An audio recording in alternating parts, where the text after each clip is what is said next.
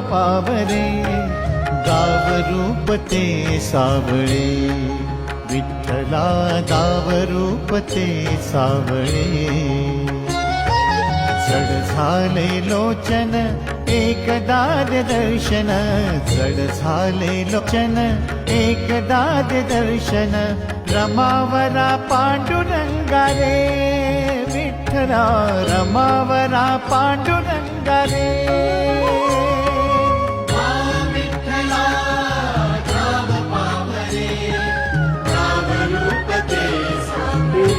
श्री चरण